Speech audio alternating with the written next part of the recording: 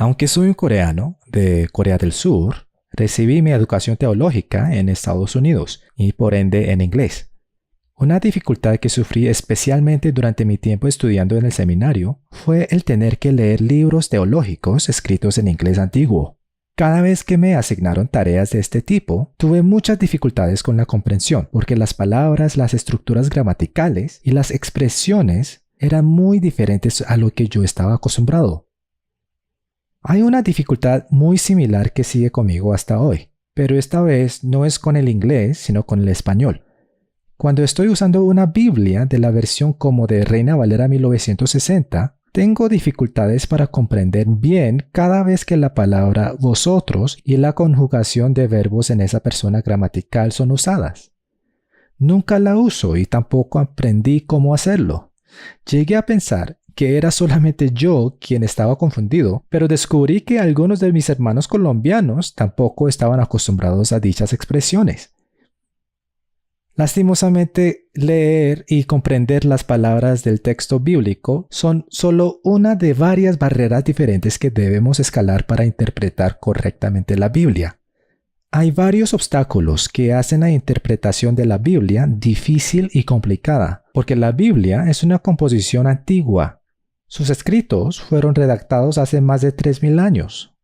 No solo eso, la Biblia es una composición que fue escrita por varios diferentes autores en un periodo de aproximadamente 1900 años.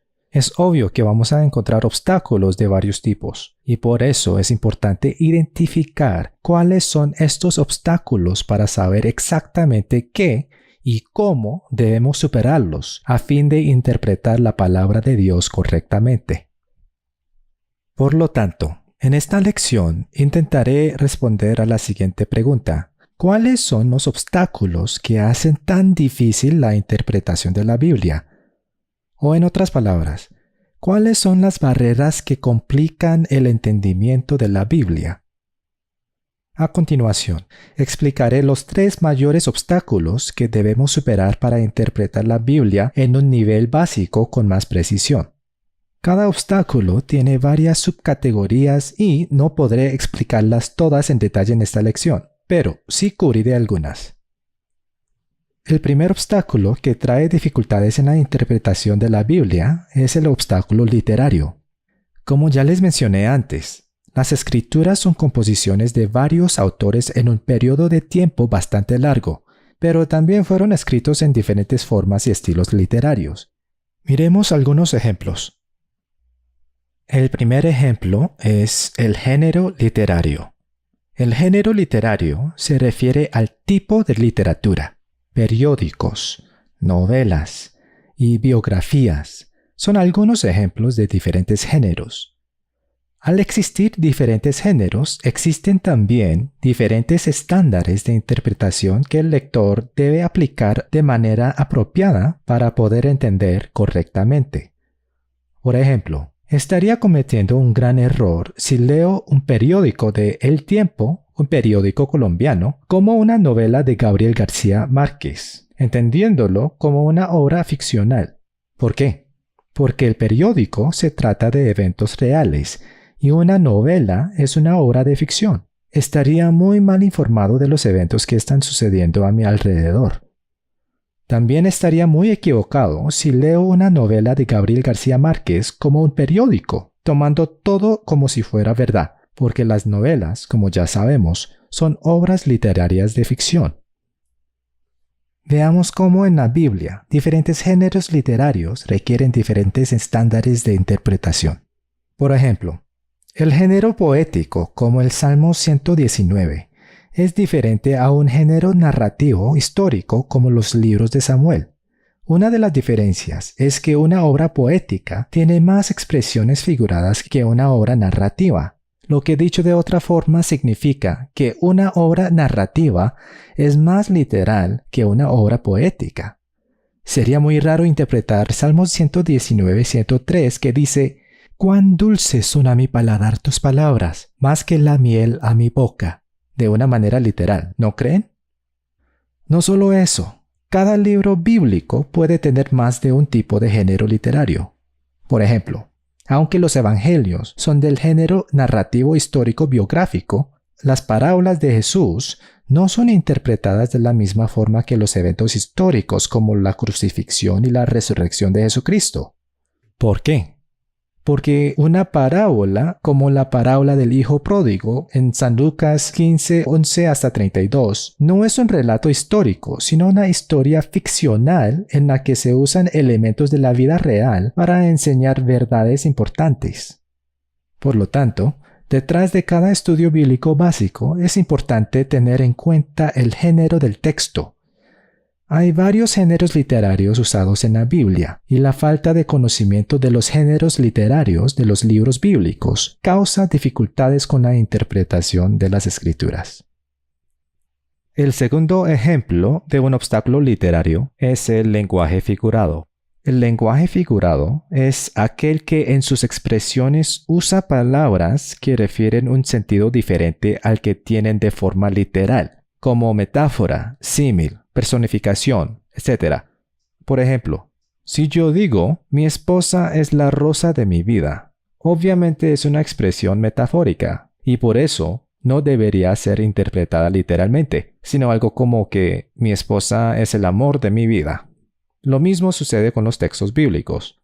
Por ejemplo, la frase corazón limpio o puro, que se encuentra en varias partes en la Biblia, es obviamente una expresión en sentido figurado, que habla de una pureza espiritual, porque un corazón limpio, en un sentido literal, puede ser un corazón, o sea, el órgano, que es saludable sin problemas de, por ejemplo, el colesterol. Encontramos otro ejemplo en Juan capítulo 10, versículos 7 y 9, cuando Jesús dijo, «Yo soy la puerta de las ovejas».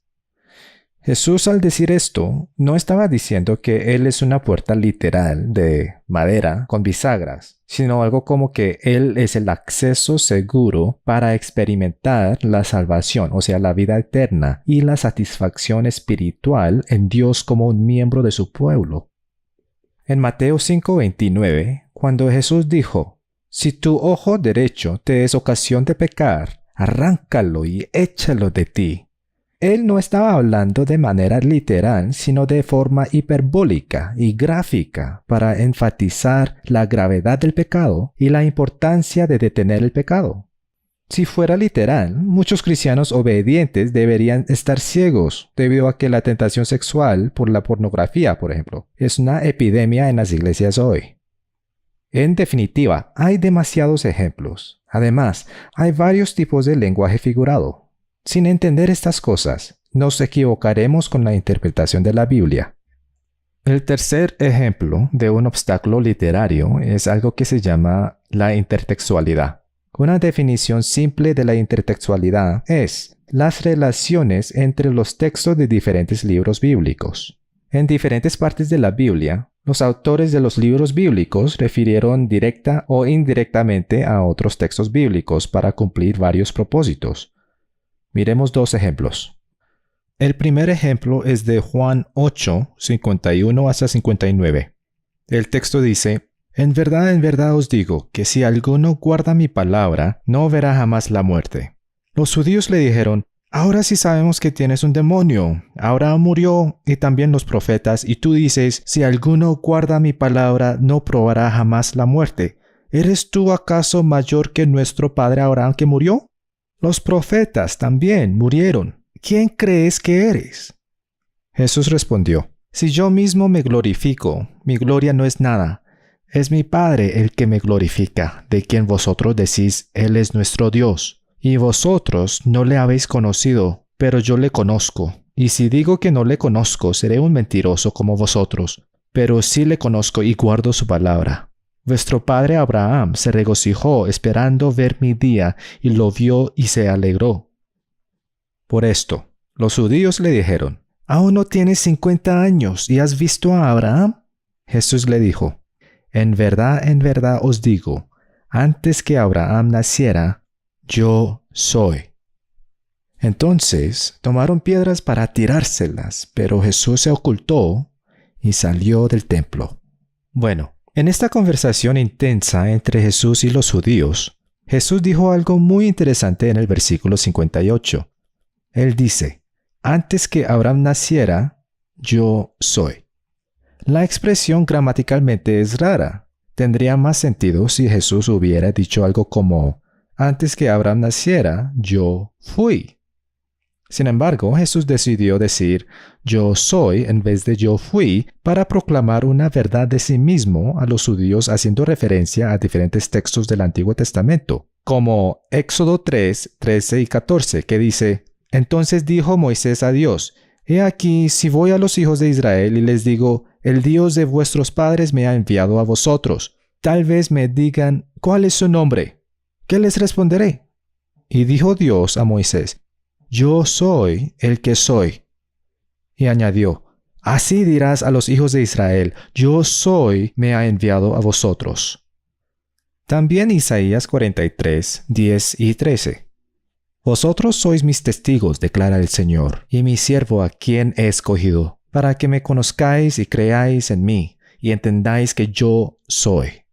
Antes de mí no fue formado otro Dios, ni después de mí lo habrá. Aún desde la eternidad, yo soy, y no hay quien libre de mi mano. Yo actúo, y ¿quién lo revocará? En otras palabras, cuando Jesús dijo, antes que Abraham naciera, yo soy, Él estaba diciendo que Él preexistía antes de Abraham como Dios. Es decir, que Él era Dios, quien era superior a Abraham. ¿Pueden imaginar por qué los judíos tomaron piedras para apedrearlo? Para ellos esto era blasfemia. Otro ejemplo es Juan 10:11, donde Jesús dijo, yo soy el buen pastor.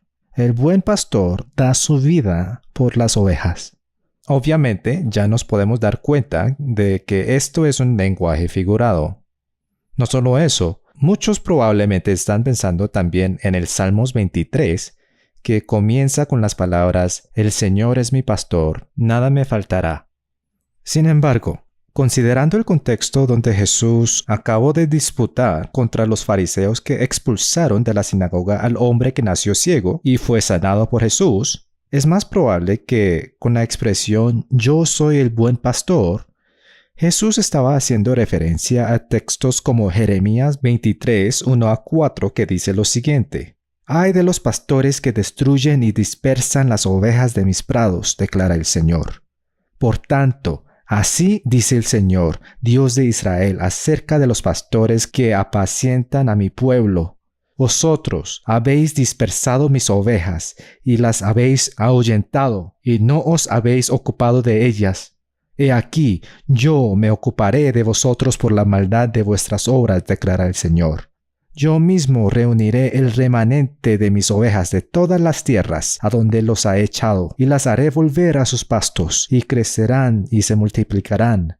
Pondré sobre ellas pastores que las apacentarán, y nunca más tendrán temor, ni se aterrarán, ni faltará ninguna, declara el Señor. También a Ezequiel 34:10, que dice, así dice el Señor Dios.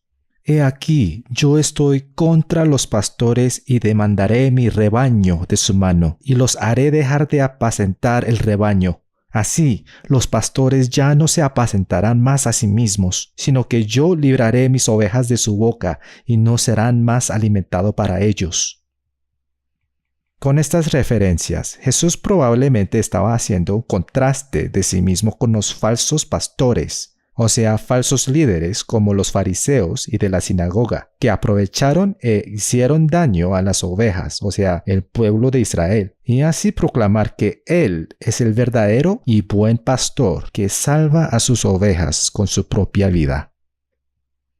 Estos son dos ejemplos de intertextualidad de dos textos en San Juan. Identificar la intertextualidad de los textos bíblicos nos ayuda a entender mejor el contexto para interpretar más apropiadamente y profundizar más con la interpretación. El género literario, el lenguaje figurado y la intertextualidad bíblica son solamente 3 ejemplos de varias dimensiones literarias. Hay otras dimensiones literarias más complejas como la gramática, la semántica, la sintaxis, el discurso, el canon, etc. Todas estas dimensiones pueden asistir para hacer una interpretación más precisa y profunda. Sin embargo, Debido a que muchas de estas dimensiones literarias requieren un conocimiento de los idiomas originales como el hebreo, arameo y griego, y que este curso es un curso básico, solo miraremos los elementos literarios que nos pueden permitir investigar e interpretar las escrituras en un nivel fundamental, pero lo suficiente para lograr un abundante crecimiento espiritual.